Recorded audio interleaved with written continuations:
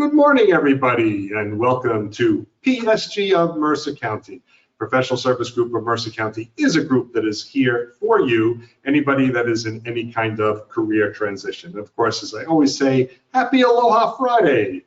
So for our new visitor today, wondering why we are wearing Hawaiian shirts, wondering why the two Davids are wearing Hawaiian shirts, that's more of a coincidence. But we celebrate Aloha Friday. I personally, every Friday, will wear an Hawaiian shirt.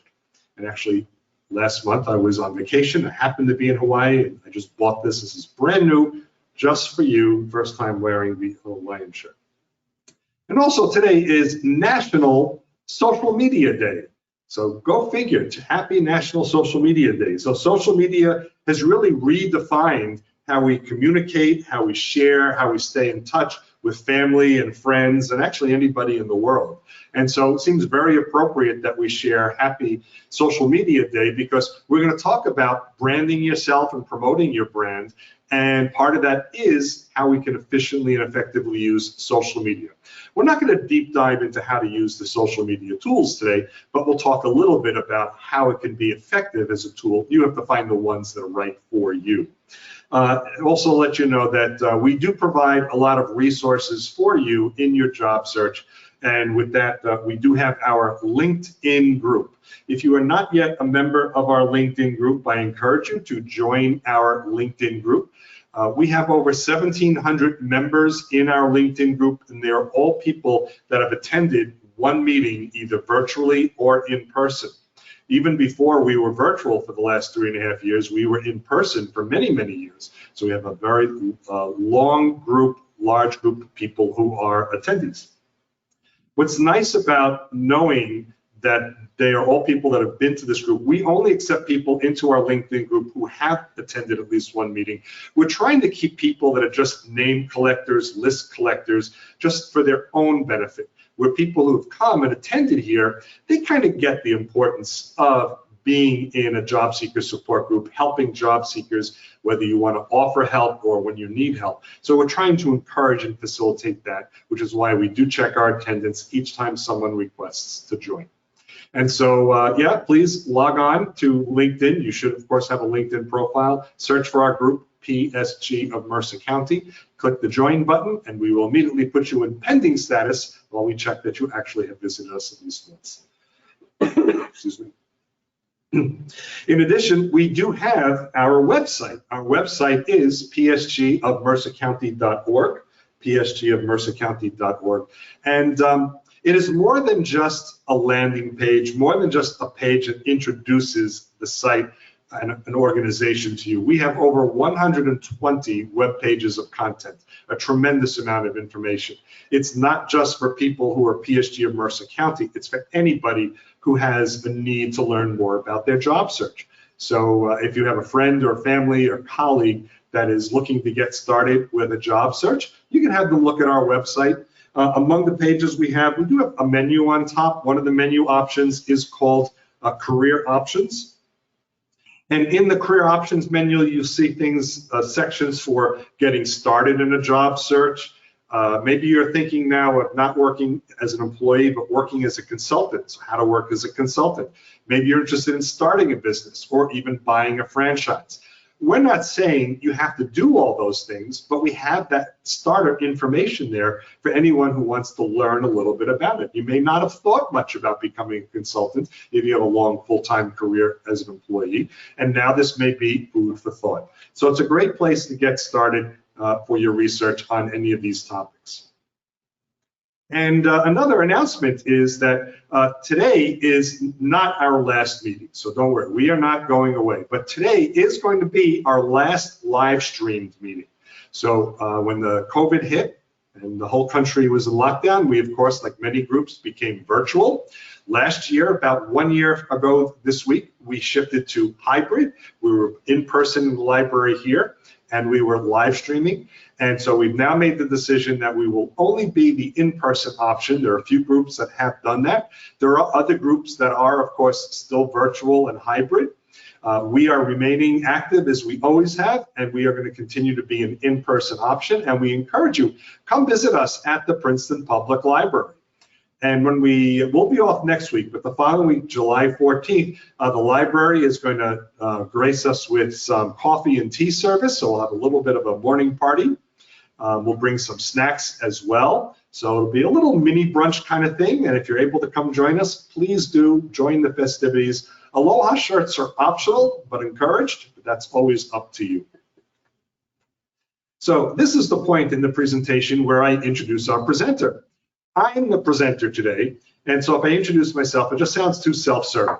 So I'm not going to give my introduction. Besides, if you're a regular here, you see me every week anyway. If you're not a regular here, we'll catch up after the meeting and I'll fill in all that other stuff. But what I want to talk about today, and hopefully you see it clearly on your screen now, is branding to promote your value.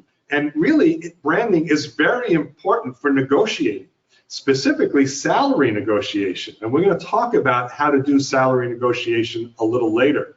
A lot of people become very confused about salary negotiation. What should I put on the application? What should I tell HR? What should I tell the hiring manager? So we'll talk about that in just a few minutes. For any of you that have any questions, of course, if you're here, just raise your hand and ask your question. For those of you who are virtual, you can politely unmute and just say, hey, I got a question. No need to wait until the end. If your question is on the next slide or the slide after, ask it at the appropriate time. We'll have time at the end for questions as well. Or if you'd like, Alan will be monitoring the chat, and you can put it in chat and he will read it on your behalf, but he will probably not do so in your voice. So he'll announce your name as well. Started, or are we going to get it? You're not going to get it. There we go. So let's define what your brand is. So what is your personal brand? And so it's really what people see of you. So your personal brand is not so much what you see of yourself, but how other people see you, what they think of you, how they know you. And it's a combination of many factors. People, how they react to you in real life when you confront people or talk to people. Could be friends or family or people you're meeting for the first time. It's what people learn about you from others. So someone may say, hey, I heard about this coach, or I heard about this plumber or this electrician. Whatever they hear about you, that's part of the information that forms in their mind what your brand is. Oops, sorry. And it's also an impression that they get from you when they find information about you online. As job seekers, you have an online presence. At the very least, you have a LinkedIn profile. You may also have profiles on some of the job boards, Indeed, Monster, and others. Excuse me. And so people begin to form an opinion about you even before they meet you. And there's a quote by Jeff Bezos. Jeff Bezos is the founder and CEO of Amazon. Your brand is what other people say about you when you're not in the room. And I think that's really kind of sums it up. And it's also very powerful. So it's not so much what you think your brand is. Oh, I'm a programmer, or I'm a teacher, or I'm an accountant. That's fine that you have an opinion of yourself, but what are you projecting to others that may be part of the decision process in hiring? So it's important that you project that very well and properly. So why is it important? Well, for one thing, if you have a very strong personal brand, it does help you stand out from people that are like you. If you're an accountant and they're looking to hire an accountant, there may be a lot of accountants that they can choose from. What is it about you? What have they learned about you that's different from other people that they're considering? Also, if you want to be an influencer or be considered an influencer, and that's very common in business where you want to share your ideas, get your ideas across, maybe start a project, start a movement, whatever is important. Part of what will get acceptance, and maybe not acceptance right away of your idea, but the idea of listening to you, is the fact that you are understood to be an influencer. Excuse me. Also, people knowing your brand creates some anticipation. Now, I can tell you, I was a hiring manager for about 12 years in my career. I managed an IT team. And when I learned information about people that I had to interview, there was a certain amount of anticipation that, gee, I really hope this person lives up to my expectation, what I'm learning about the person. So it does help you create a level of anticipation for the people that you're about to meet. It also validates you when you are referred. So someone may say, you got to speak to this guy, David. He's an IT guy you want to talk to. That's great. If I say I'm an IT guy that you want to talk to, you may, sure, you're selling yourself. But if somebody else says that on my behalf, that becomes very helpful. So that when other people know you and can be a little bit of a referral partner for you, becomes very helpful. And you want them to understand your brand as well. The bottom line is, if you are not known, you're irrelevant. And I don't mean that as an insult. I don't mean for you, those of you who are paying attention, whatever your career is, that you're an irrelevant person, whatever your family status is, you're irrelevant. But if someone is in the job market and a hiring manager is looking for someone like you, looking for the accountant, looking for the marketing person, looking for the school teacher, and your name doesn't come up, then functionally you're irrelevant. So you need to be both found and you need to have a brand that's representative of what the people are looking for. So that becomes very important. So this is reason why you want to promote your brand, why your personal branding is very important. So we'll talk about building that personal brand. Creating a personal brand does require self-reflection. Now, as human beings, we tend to be awful about that.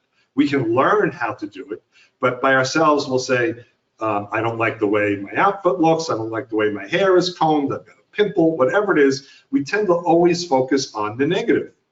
And so, not that you shouldn't pay attention to the negative and come up with ways to overcome it, but you also need to look at yourself very thoroughly and as objectively as well, and most of us don't do it very well. So be aware that you may not be doing it as objectively as you need to be. You also need to know who you're going to be promoting yourself to. Who is your audience?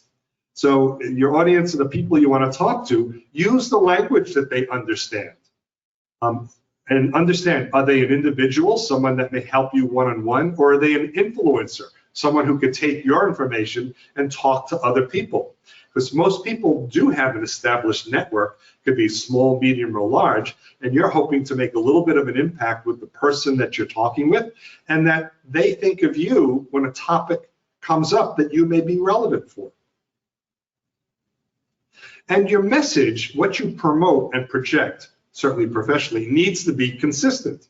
So if you are on a couple of different social media platforms, if you go to different meetings and sessions and settings, you want to make sure you talk about yourself and you promote yourself consistently in the same way.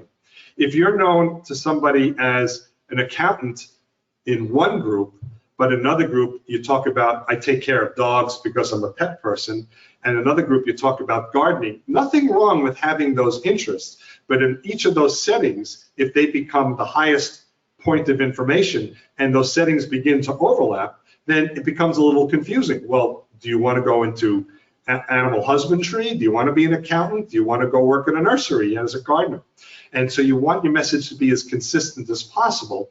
When people do a Google search for you, Google wants consistency in the results that it shows up, and you don't want people to be confused when they learn about you. The reason why people don't want to be confused is when you are applying for a job and they know you from one of these things and they learn about these others, they may say, how long are you going to be here? Maybe you'll leave the accountant job in order to go work with animals. And that's what your real love is. So you want your message to be consistent.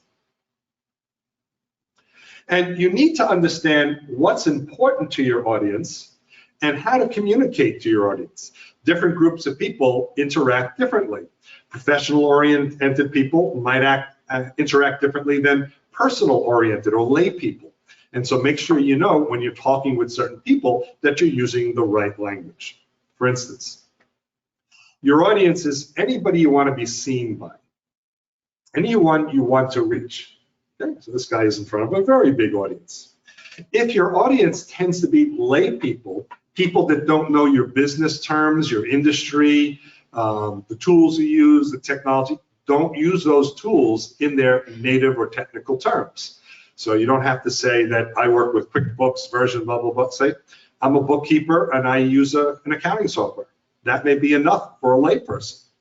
If you're talking with business people, people in your industry, within your profession, you're actually expected to use those industry terms, because if you don't, what do you really know? Are you really as knowledgeable in this area as you claim to be?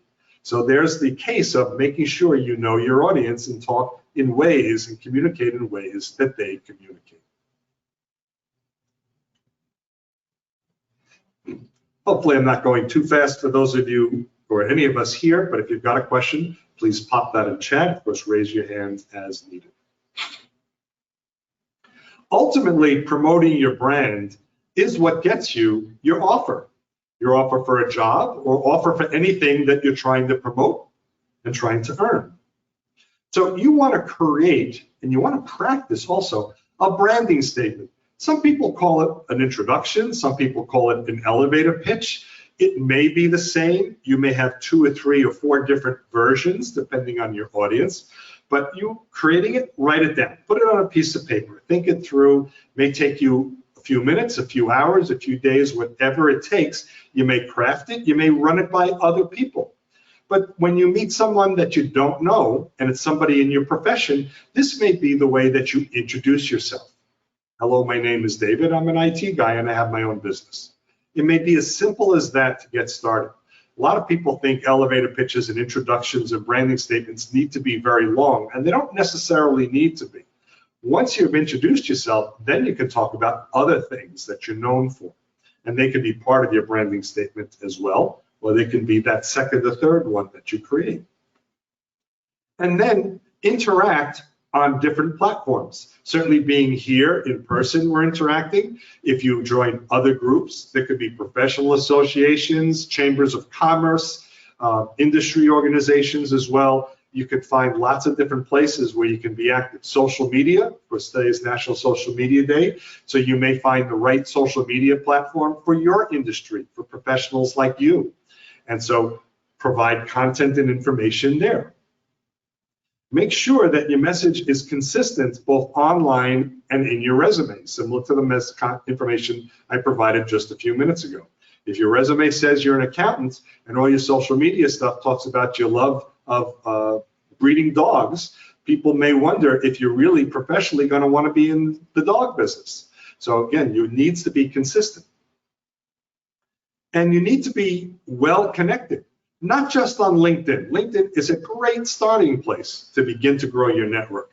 But go out, meet people. That's one reason why we're returning back to in-person only, because it's a lot more effective to meet and interact with people in person than it is virtually.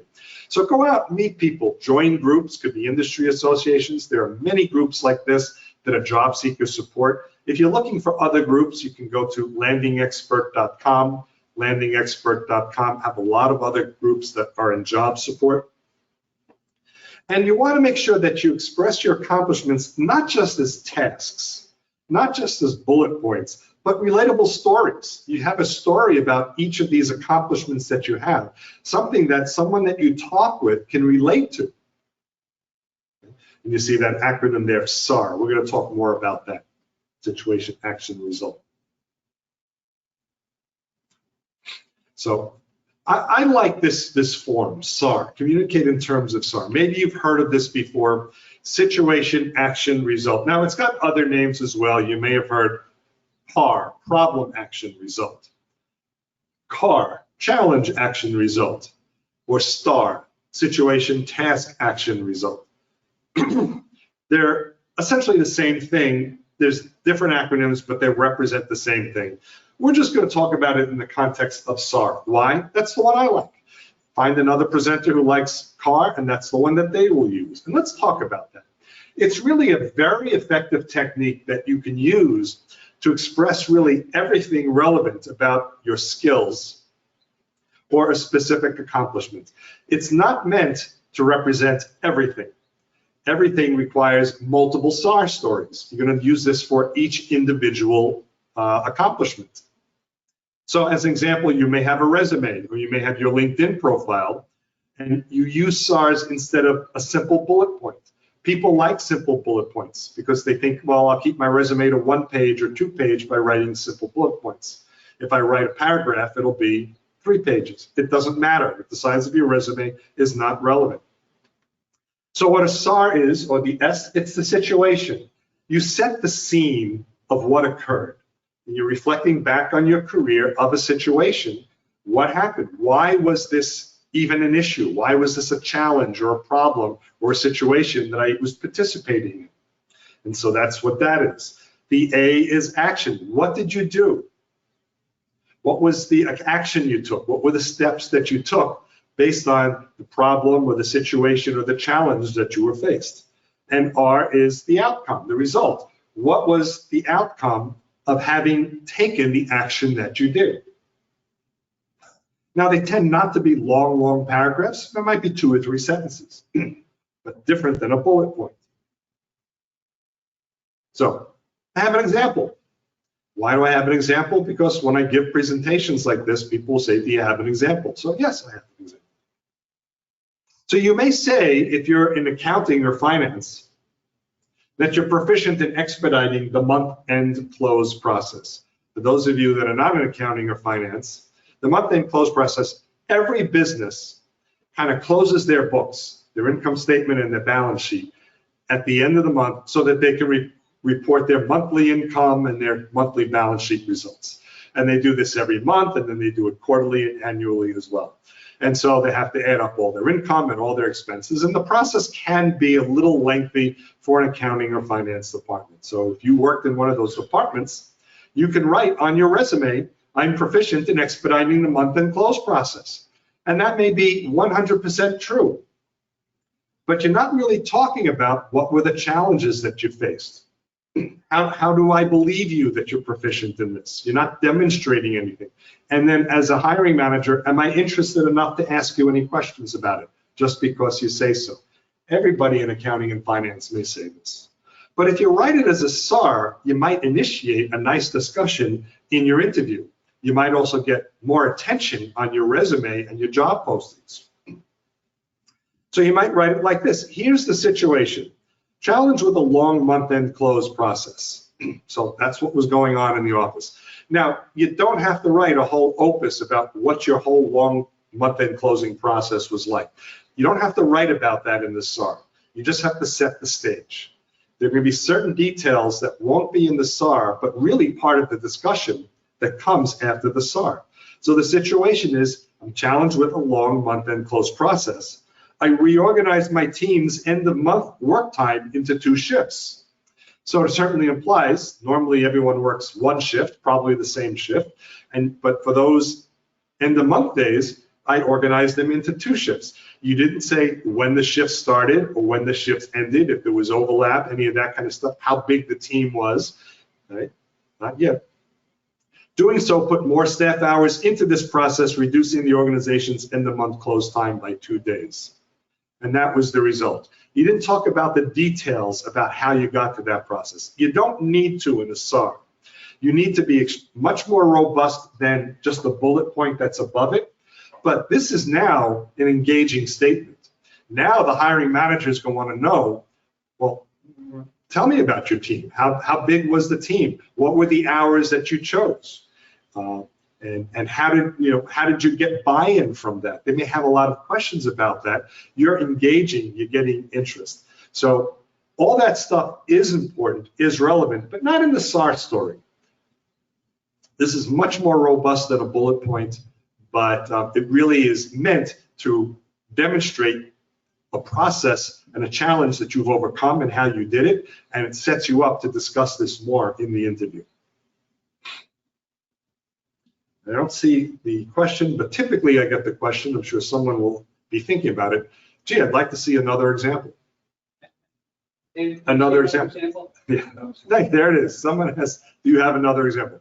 Just to let you know, managing expectations, there is not a 3rd example.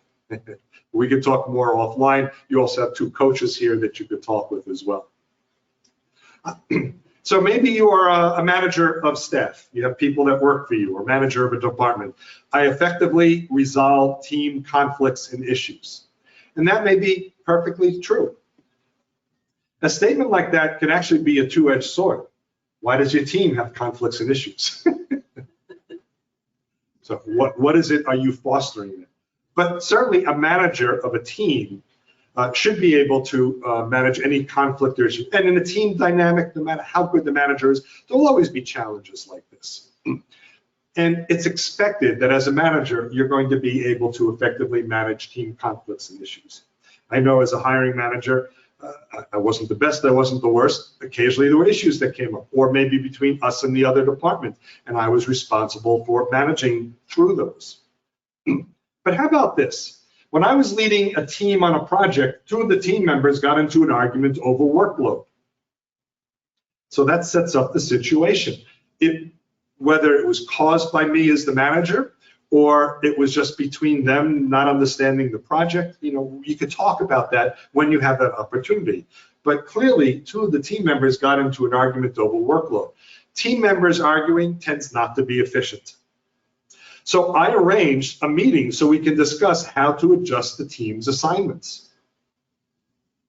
Okay, didn't talk about how long the meeting was. Was it the whole team, just those 2 people? Is my team only 2 people? We didn't quite get into that. This made everyone on the team happier and more productive. Right? Just summarizing what we did. If you're interested, Mr. or Mrs. Hiring Manager, this is interesting to talk about. It's more engaging. It's actually based on a situation that I was in not too long ago, although I kind of crafted it for this purpose. I managed a team that actually had 2 managers under me. One of the other managers kind of caused this thing. He gave all the assignments to one person, not to another person. He had a trust issue. That was his. So first I called a team meeting. We understood what the issue was. And then I worked with the manager who worked directly to me to help him better manage the team's resources. But it was really based on an experience that I had. If I simply wrote on my resume that I effectively managed team conflict and issues, it doesn't explain the whole situation and is not as engaging. Reading a SAR story like this demonstrates your expertise. So it's not just you saying you know something, it shows how you use it. Very powerful. So use this as a means of communication. Use this as a means of promoting your brand in the workplace. Now, there are different skills that you can promote. There are hard skills. These are the skills that come from basically your knowledge and training that you've gained in your profession and your education. If you've gone through a school or education process, you've learned techniques and tools to use. When you've gotten into the workplace, the same thing. Here are the tools that we use in the workplace. If you're an accountant, maybe you're using Excel. If you're a cashier, you're using a point of sale system, whatever that is.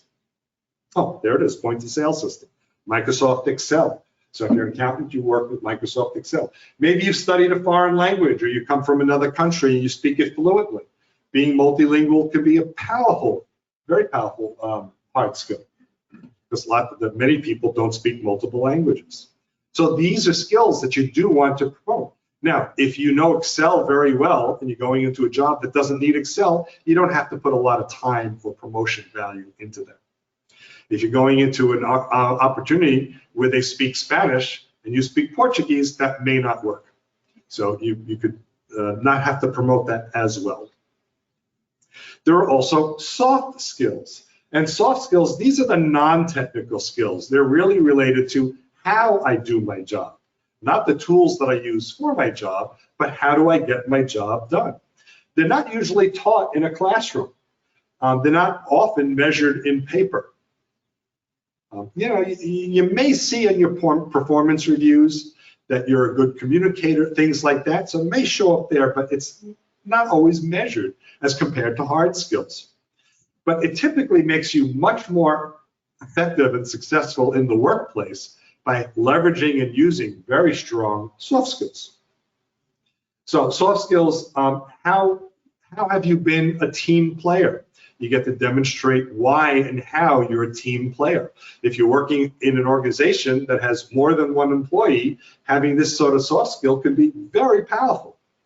I actually think I have a pretty good soft skill for being a team player. Right now, I'm a company of one, so don't get to use it too much. With my customers, I do. How do you solve conflicts with coworkers? Conflicts with coworkers come up all the time. It could be something about the ability of one person doing the work as compared to someone else. Or it can be something as goofy as, you know, if you're the last one to take a cup of coffee, start a new pot. You know, anything could be a conflict in the office. How do you adapt to unexpected challenges? We all know what our job is, what we do, the tasks that we do. What happens when someone comes into your office with something that's outside the norm, or something that stops you from doing work, right? The computer is down, you can't do work. How do you work and adapt to those challenges? So those are soft skills. If you were someone who, when the computer goes down, just sits in your chair and just does nothing, you did not adapt very well to unexpected challenges. When you're job hunting, focus and promote your soft skills. Too many of us only promote our hard skills. And there's nothing wrong with promoting hard skills at all, as long as they're relevant for the next position that you're applying to. So you look beyond your hard skills, because hard skills can become outdated.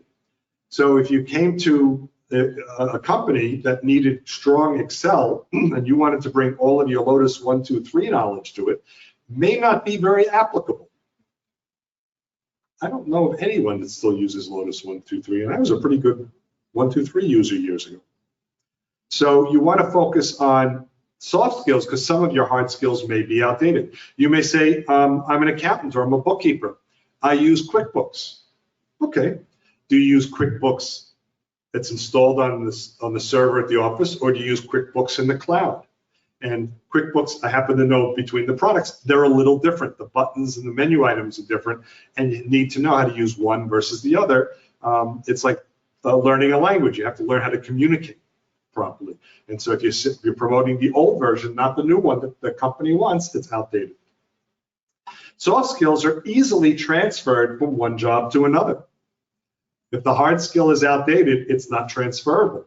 But how you manage working with other people, how you adapt to challenges, always transferable. So it positions your future value based on your prior experiences. Whenever you're applying for a job, maybe in a different industry. So you may say, I'm an accountant in the logistics industry. Well, maybe some of the things that are in the logistics industry might be different than being an accountant in financial services. So you may want to talk and highlight a lot of the soft skills, because some of the way you've used your accounting skills in industry may not be relevant. You're changing your role, you're changing your position. Maybe you're trying to get a promotion and you're doing it through a job change. You were an assistant vice president with one company, you're looking for more responsibility, and you're going to go to another company.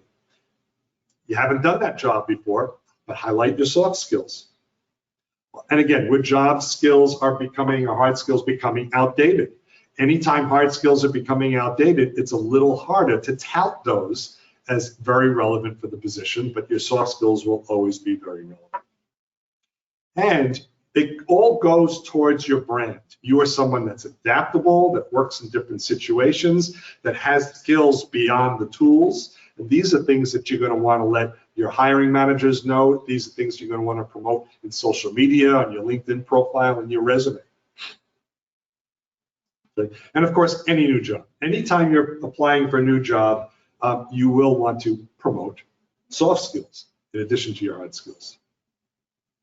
So here's just kind of a list of some common hard skills and soft skills. It is by all means not the be all and end all. Why are all these hard skills on the right side tech hard skills? I'm a tech guy. That was the list I found. Each industry, each career, each job function could have different hard skills. No way I could have put a list here that you could read. It would have been a terrible eye chart. But at least you can see the differences between, do you know the Microsoft Office suite? Do you know a specific foreign language? Do you know how to use Google Analytics and interpret Google Analytics? Those are very hard skills. But your communication skills, conflict management, delegating authority, those are more soft skills. And by the way, for Google Analytics people, Google is updating its analytics, and so you need to know how to use the new version if you're going to promote that. Okay, so we talked about branding, promoting your brand, creating a brand that hopefully people will get to know and resonate with. And let's talk about salary negotiation, and then we could talk about how it's related. Now, most of the time, when we are in job search, we are not negotiating salary, but most job seekers think they do. Really what you're doing most of the time is you're discussing your salary requirements. You're discussing salary. And that's different than negotiating. And it's good to understand when you might discuss salary and when you're actually going to negotiate salary, and realize that the two numbers that you present at discussion versus negotiation can be different. And a lot of people in job search get very frustrated about, what do I say when? You may be asked on the job application to put a salary requirement. Now, some of you may think you don't need to discuss salary in the application process. Not really true. You don't, or it's actually not allowed to discuss salary history. It's illegal in New Jersey and many states. The companies cannot use salary history as part of their decision factor. It's considered an illegal question. But it's very fair to ask, what is your salary expectation for the position you're now applying to? Companies most often don't tell you their salary requirement. So you need to tell them your expectation for yourself. Some people think companies use that to exclude people. If they give a number, if you give a number and it's not what they're interested in, it will exclude you.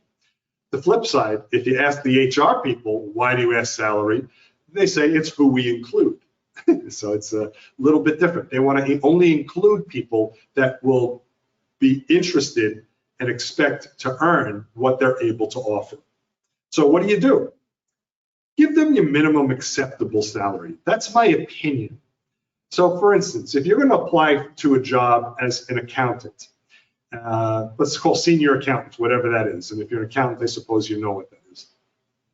And you know for that position in your region when you're looking, maybe New York City it's higher, maybe central New Jersey it's a little lower. Let's say it's 80 to 90,000 a year. Think about, would you accept $80,000? If they came to you and said, we like you, we love what you had to say, you're a good fit for your organization, $80,000. Would you take that? So whatever that low number is, in my opinion, that's what I would put, the lowest salary. If they would offer me $79,000 and I would not take it, I would not put $79,000. I also would not put zero. A lot of people like to put zero on the application because they'll say, I don't want to talk about it now, I want to be able to talk about it with somebody else. Here's the problem with zero, especially with the online applications. Zero, sometimes the computer won't accept. And on paper application, you didn't answer a question. You may be excluded right away. So you got to answer the question. So it's a starting point. It's a point of discussion. It has nothing to do with the job offer. It just keeps you in the game. The next time you may be asked about your salary is in your first interview. It might be with HR. It might be with the internal recruiter. They may ask you, what's your salary? Now, what's nice is you're talking to somebody. You can turn it around and try and say, I'm very flexible, what are you offering? And see if they will give up that information. Sometimes they will, sometimes they won't. But if they don't, give a range. It doesn't matter if one of the numbers is in the range and one of the numbers is outside the range. I interviewed years ago for a tech position with Macy's, the department store. The position was in Manhattan, not at Herald Square. That would have been fun. And I was talking with HR, and she said, what is your salary expectation? And I did have a number in mind, but I thought I didn't want to give it. So I gave her a range. I said, you know, depending on what the responsibilities are, and I won't know that until I speak to the hiring manager, between $100,000 and $200,000. Now, that's an incredibly big range. And she said, the same thing, that's a big range. Are you sure that's right? I said, yes. I said, that's one. And she did move me along to the hiring manager. So I now knew the job was somewhere between $100,000 and $200,000. But it's easy to do that when you're talking with someone, because salary then doesn't become as exclusionary as maybe if you just put a number on a piece of paper. After you speak with HR, still discussing, you'll meet with the hiring manager. And the hiring manager will ask the same question. Now, why will the hiring manager ask the same question? The hiring manager probably didn't talk to the HR person. That's probably why. Or didn't read the notes that the HR person provided. But it's the same thing. Discuss your salary range. It tends, unfortunately, to be a very early question in the interview. Tell me about yourself, how much you're looking to make, and do you know about what we do? So, same thing. You can use that same salary range. I would not veer off the range that I just told HR in the last discussion. So I would keep that consistent. After you're speaking with the hiring manager, if they liked what you had to say in the interview, salary aside, you may be meeting the division manager, your boss's boss. And it really becomes the same thing. Discuss that realistic range. Now, in the interview process, you'll have the opportunity to talk about what are the roles and responsibilities, what are the duties that I have, what are some of the challenges in the office, all the things that will help you make a decision, because you're interviewing them as well. You'll make you understand if this is a position that you want. You may not want the position because it's a messed up organization and it's really a problem. Or maybe you like the challenge of a messed up organization, and because it's messed up, you need big money. So you're trying to form all that information for yourself. And so then what happens is they'll make you an offer. When they make you an offer, now you're negotiating. It doesn't matter what you wrote on the application, and the range is a little less important, especially that $100,000 to $200,000 range. Now that you've had the opportunity to discuss the position with the organization, the hiring organization, you kind of know, well, even though the range is, using that accounting position, 80 to 90,000, there are a lot of responsibilities in this position. I should be getting close to $90,000. So you're going to be negotiating the higher number. If you realize that it's not so much the case, maybe you could be a little bit more flexible. And then the last point is, you've started work, you've got the job, and now you realize I should have asked for more money. It's too late. You can't say a few weeks after you start, I need more money. Now, you can possibly negotiate a year later or whenever they do their annual review process, and you probably can't go from the position of, listen, you've been underpaying me for a year, give me the big money. But you can really talk about the context of the challenges of the job and why it deserves a level that's higher. So don't wait until the job started to start negotiating. And by the way, this is a process that really becomes the same anytime you need to negotiate. You're buying a new house, or you're selling a house, you start from a certain position. You're buying a new car or a used car, you start from a certain position. You take that test drive, or you walk around the house, now you know, is the asking price realistic or not? Negotiating steps are really the same. But before you negotiate, know that salary is not the only thing that you can negotiate for. There are other things that you may be able to negotiate for in addition to additional money.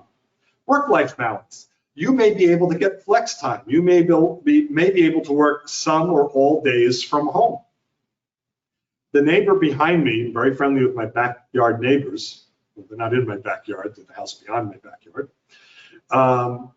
The wife just took a job, lives here in New Jersey, Princeton Junction. The wife just took a job in Seattle. Now, they happen to vacation a lot in Seattle, so 2 or 3 times a year they vacation Seattle and she'll visit the office. Rest of the time she's working remotely. She was able to negotiate that. They liked her as an employee. So sometimes you can do that. Sometimes you can negotiate some days off or some days at home and some days in the office. There are other cash opportunities. You might get a sign-on bonus. 2 companies, I got sign-on bonuses. You might get an end of year, that's what EOI means, EOI bonus. Maybe your salary is hourly, so you can get paid for overtime. If you're gonna work more than 35 or 40 hours a week, whatever they consider overtime, you can earn that. You have reimbursable expenses. It could be a benefit or something that they'll offer you specifically as an enticement, whatever those are. So you can ask for those things. Make sure you understand the benefits. Some companies have more basic benefits, some have more comprehensive benefits. So medical and dental, they're kind of the ones that most people are used to. Maybe there's club memberships. Maybe they can reimburse your dues to industry organizations or health clubs. Maybe tuition reimbursement. Maybe you get stock options if the company does well. So those are benefits you may get as well. What kind of retirement plan options do they have? What's their match rate? When do you become eligible?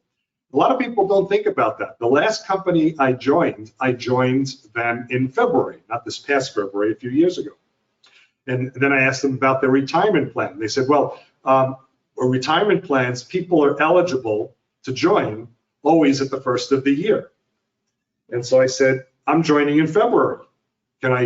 Is that close enough? No. So I actually had to wait until January to be eligible. So I lost the opportunity for matching and such for about 10 months. Is that important to you? Some companies say the start of the next month. You get in right away. Personal time off, PTO. What plans do they have? What's available? How many vacation days do they give? Are they tiered? So lower level people get 2 weeks, mid-level managers get 3 weeks, high level people get 4 weeks. Or maybe it's by years of service. After 5 years of service, you get 3 weeks. And then after 10 years, you get 4 weeks. Maybe it's something like that. You might be able to negotiate a higher vacation plan. And I've done that twice, where I said, look, I'm coming from this company with more time than you're giving me. Will you give me the extra week? And that's something negotiable. How many holidays did it take? Flex time, all that kind of stuff. If you want some resources for finding salary, here are some places you can look. Now, later you'll be able to download the slide deck, and these links are actually live. So if you see the mouse moving there, it's a live link. So download the PDF later, and you can check these. BLS is Bureau of Labor Statistics. It's basically the government, the statistics that they have, and these other sites as well. Do make sure that you put in criteria like the geography that you're job hunting as well. You might live in central New Jersey. You might want to work in Manhattan or Philadelphia. The cities may pay a little bit more than suburban locations. Or maybe you're looking to work remotely, like my neighbor who's working in Seattle. I don't know what pay rates are. She's a bookkeeper. I don't know what the pay rates are in Seattle. She had to understand that. So some basic rules for negotiating. So first of all, you got the offer. So congratulations. This is the best time to negotiate. The reason why, they want you. Hiring organizations don't want you to say no, because then they have to interview people again. And companies hate to interview people. Hiring managers within the company hate the process more than the company itself. Because as a hiring manager, I was never trained on how to interview. I wanted people working for me and being productive. I was always frustrated when there was turnover. It was just very disruptive. Best time to negotiate is when you get the offer. They expect it. It's not unusual. Make sure you understand what is important to you. You've interviewed them as much as they've interviewed you. Make sure you understand within the job what's important to you, but also understand what's important to them. Why are they hiring you? What is it in your background that is good for them? Hiring is a very selfish process, so you want to make sure you understand what's important to them, why they want you, and you need to understand about the job. Don't negotiate with the perspective that I have to win this negotiation. Negotiating is not a winning endeavor. You negotiate to win-win. So you only negotiate with someone to win when you never have to deal with them again. If you're going to sell your car to someone, you can hold out for the top dollar that you want. If you're going to sell your house, you can hold out for the top dollar. You're never going to deal with these people again. If you're going to work with these people day in and day out, then you are going to see these people regularly, and you're not going to want to upset them by being hard-nosed in your negotiation. So your goal really should be to find a mutually acceptable compromise. You give a little, you get a little, and it gives both of you as much as you want as possible. Or I think in politics they say you compromise so neither party is happy. So that's the politics joke. But the theme is kind of the same. You may want 10 things, they may want 8 things, but you get 5 and they get 3, and then they're happy with that. Especially in working for a company. You gotta work with these people 8+ hours a day. And then for negotiating the offer, speak with the HR people, specifically the benefits administration people. Make sure you understand the benefits package. See if they'll either give you a copy of the employee manual, and some companies will not, but see if you can come to the office and read the employee manual. Make sure you understand your obligation as an employee. There may be things that are very positive, and there may be things that are less so. Take company culture into consideration. Take your commuting time into consideration.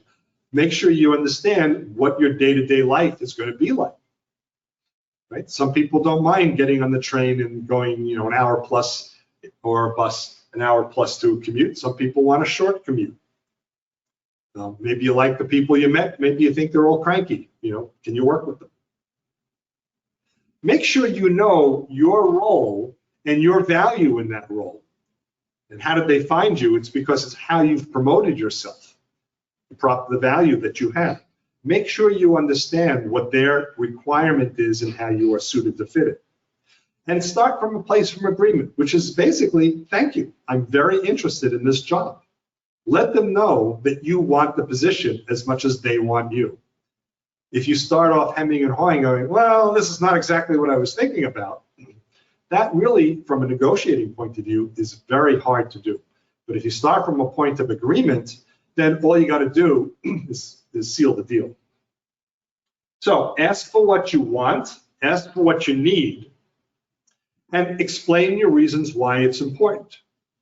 Now, there are reasons that are valid for business, and there are reasons that are not. Well, I really need $5,000 more because I'm sending my kids to a good college. No, that's not what companies are really interested in.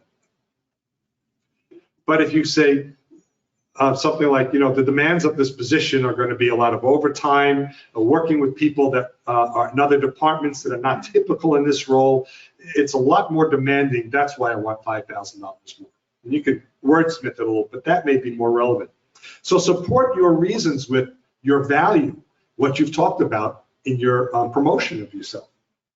As you know, I've been negotiating with people across divisions my entire career. I'm very effective at getting people to work together. So if there's a concern or consideration that you have to justify more money, demonstrate not only why within the organization, but how you solve it for them. And then expect a counteroffer. And this may go back 2 or 3 times. With one company, actually the last company I worked with full time, for myself, I negotiated $15,000 more and 1 extra week of vacation.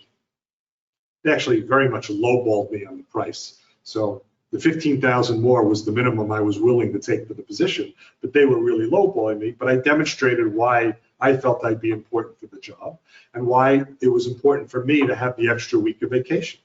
And so I was able to get that. There were 1 or 2 other things I asked for that they couldn't give me, and I conceded there. So remember, win-win. So as we wrap up, your brand is what other people say about you when you're not in the room. I just love this quote. I don't know that I'm going to ride in Jeff Bezos's rocket, but I love this quote. This was very good. Your personal brand does help you stand out from other people like you. The other people like you, by the way, are your competition in the job market, because typically the employer is looking to fill a position with 1 person. You want to stand out from the others that they're interviewing.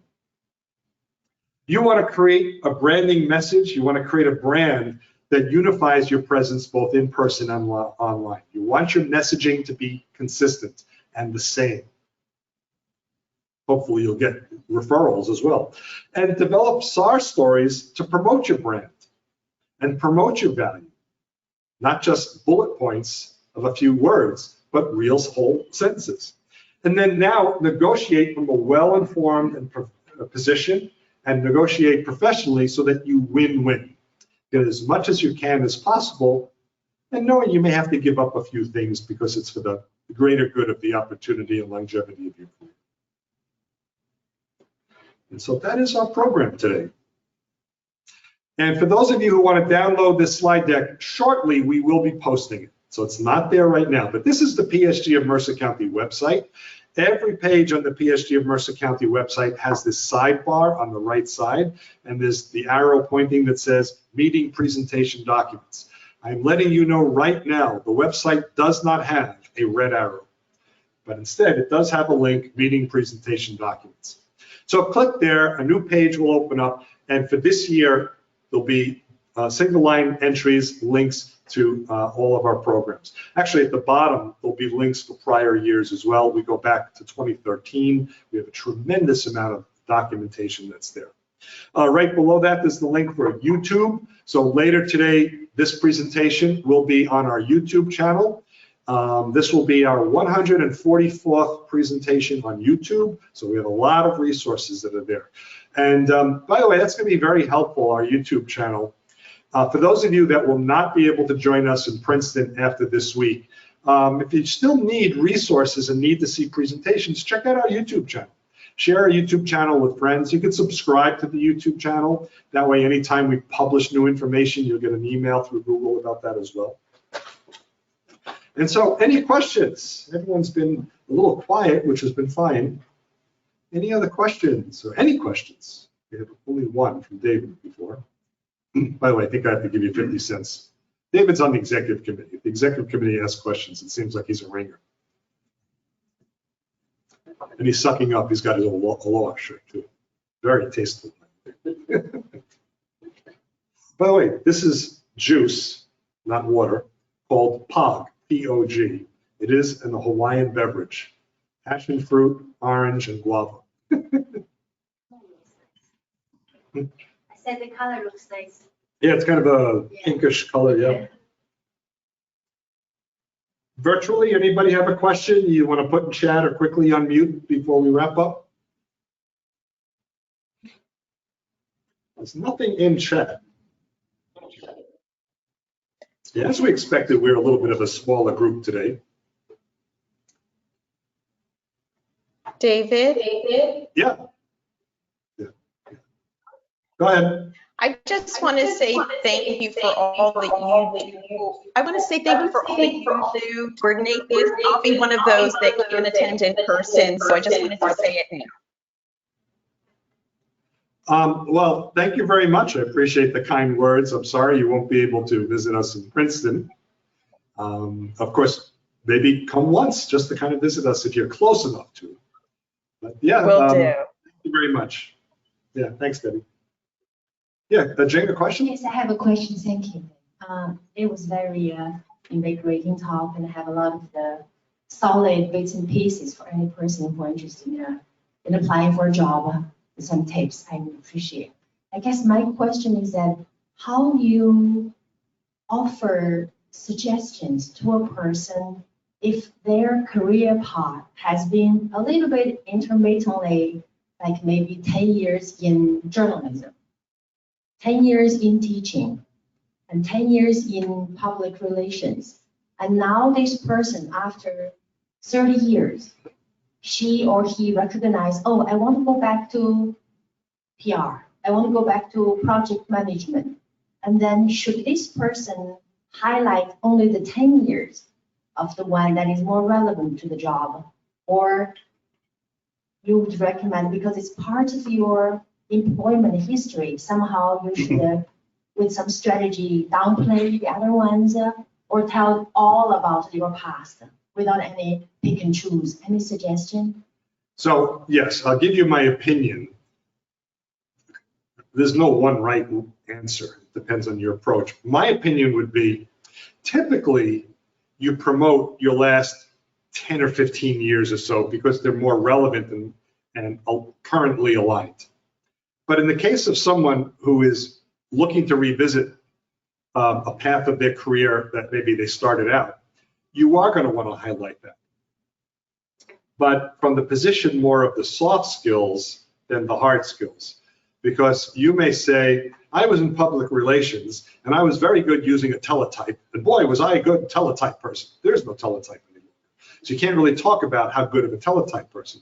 But when you talk about communication strategy or means of connecting with people or ways of expressing articles or ways of making announcements. So the approach to doing your work becomes relevant. On your resume and your LinkedIn profile, what you may want to do is make that section from 10 or 20 years ago a little bit more robust, as if it was current, but with a lot of the soft skills. The career path in the middle, you might just put a couple of simple bullet points. Or just that I worked at this company for these few years, and a couple of things that are soft skill relevant. And then maybe the soft skills that are relevant for the most current position. Because what you're doing is you're selling yourself with the skills that are relevant to that former PR position. And also, as you self-reflect, and we talked about that at the beginning, make sure you understand for yourself, why did your career evolve in the path that it did? And what is it about your career journey that has kept you interested in going back to the PR stuff? Because that's going to be part of the story you tell of why you're sitting in the chair across from the interviewer. From your perspective, is if you are on the hiring manager level, will you consider these type of candidate? I'm not supposed to use the word type, categorize is not really good, but will you? So from your. So if I was a hiring manager, yeah. If you are a hiring manager, then will you consider a person that has covered different like categories, different kind of the jobs that they are relevant, but it's. Will you consider it's a strong candidate, or you will think, like you give an example, you said, you can't talk about you want to be an accountant, and then you also in another interface you were talking about the animal, the pet in the husband industry, even though you are interested in the field. Will that person's many years covering different type of fields cause or create such an image to the hiring person? Or if you are the hiring person, how do you see an applicant or a potential candidate with such a kind of verified background? Is that considered as a plus or a noun? So hiring, if you're going to ask another question, hold on to that. Hiring is a very selfish process. So if I had a position available and you were a candidate in front of me, what I want to know, how are you going to make my life easier? That's all I'm interested in. And do I think I can work with you for 8 hours a day? Those are the two things that are most important to me. And if my position is one of public relations, if that's using that, but you also have the interest in animal husbandry, and I ask you a question about, tell me about yourself. Oh, I just love raising dogs, and this is my favorite breed, and this is what I do, and I've joined the club. If you're selling yourself about something that's not about what I want, I'm not going to invite you back for the interview. Now, there's nothing wrong with bringing up personal interests or other interests. They may connect with me. Oh, I'm a dog lover too. It's what breed do you know, we may have that discussion. But professionally, it's less relevant. So it's nice that you have these other interests. Your core, when you talk about answering interview questions, but you're really going to answer them in the context of either soft skills from the animal husbandry. Oh, when I raised this animal, here's how I solved the problem that you're discussing, because I had to do that in the same organization there. Or give me the hard skill that you've used that matches exactly what I want. Does that address what you're looking for? But remember, hiring is a selfish process. You can't put everything out there, give your resume that you want, and expect me to figure out how you fit. You have to show me how you fit. So bring out the things that are relevant to this job that I have posted. But don't delete anything. No, but you don't delete it, that's right. But you may not write a lot about stuff that doesn't pertain to this job, even though it may be a big part of your background. When they are looking at a person's resume, because earlier you gave the examples, you're saying the SAR, situation, action, and result, right? Were those two examples you showed? And I'm not quite sure about the second one. I don't think the second one is something kind of like on a bonus bragging sheet, because when you're dealing with a crisis or when you're dealing with a challenge, most of the time you want to open all the outlets that people can sit on top. So that is I would say the step one to really start a conversation. So that second example, I'm not saying it's not going to be a good one. I'm just saying like the first one I like more than the second one personally, yeah. But is that supposed to be in the resume or supposed to be in the cover letter? I would put that in the resume. Oh. And the reason why is the hiring manager, now I'm a big fan of cover letters. The cover letter supports what you're writing about in the resume. It also becomes a little bit more personal to the person you're writing to. The resume is really, or the LinkedIn profile or a social media profile, is where those SAR stories are. Oh. Right. Dave, do you mind sharing a resume like that type of format with me? So two things. One is we do have on our website a section where we have sample resumes. So you can look at our website. I think on the same sidebar with the meeting presentation document, but further down, there's a link. The other thing, since you're in the meeting room, there are two career coaches here. There's Gary on your right and Alan behind you, and you may want to talk with either of them more specifically. Yeah. Thank you. And they are both fans of good resumes and cover letters. Yeah, well, thank you for your very interesting questions. Anything else, folks, before we formally wrap up? David, I have a question, and yeah, it's concerning the SAR bullet points that you showed. These bullet points are rather long, so would you suggest to include longer bullet points in a resume, or what? Do I understand you correctly there? My suggestion is to use the SAR format.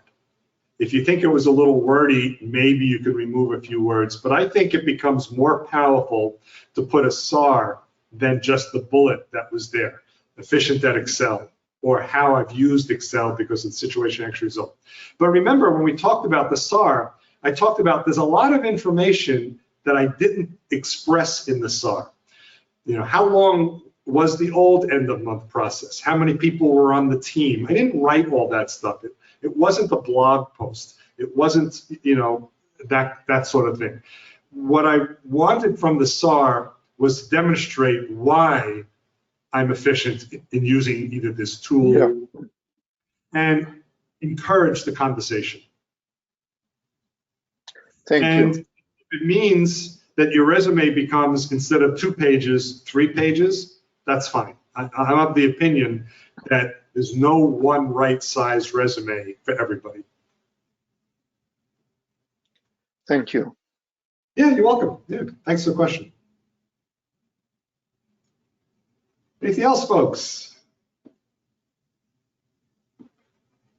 Okay. Well, thank you very much for allowing me onto your computers and joining us today. So glad you're able to join us. I want to just let you know what's coming up over the next couple of weeks. So as I mentioned, that slides in. Yep, there you go. Still got to push, but slides in. We have our mic man there. So next week, we will not be meeting. Next week is the Independence Day holiday, July 4th holiday. So we are not meeting next week. So take the week off from visiting with us. Hopefully you'll have a very nice holiday. The following week is July 14th. We will be right back here and here only. So you're all welcome to come visit us in person, the way we started out years and years ago. Joey Himmelfarb will be here. Joey will be talking about the power of a positive attitude. He is always fun to listen to and very inspirational. And again, we will have some snacks and coffee and tea, so we'll make a little bit of a brunch out of it. Not quite that formal, but it's available to us as well. So I hope you can join us in person. We're excited about being back in person. I know we'll miss some of the virtual friends that we made, but ultimately we think it's a good decision, for us and our group. We are a group that will be an in-person option. Other groups that you can visit, July 8th, the Breakfast Club of New Jersey will be meeting. They still meet virtually, 8 o'clock in the morning. Coach Ed Samuel will be talking about optimizing your career and your job search. And don't forget our cousin organizations. PSG of Central New Jersey meets on Monday mornings at 10:30, psgcnj.biz, and PSG of Morris County meets Wednesdays at 9:30 in the morning. psgmc.org. They are both only virtual, so you can go hang out and meet with them as well. So until we hopefully get to see you in 2 weeks here in person, I'll simply say have a very happy Independence Day, July 4th Day holiday week. And until we get to see you all again soon, I will say bye, everybody.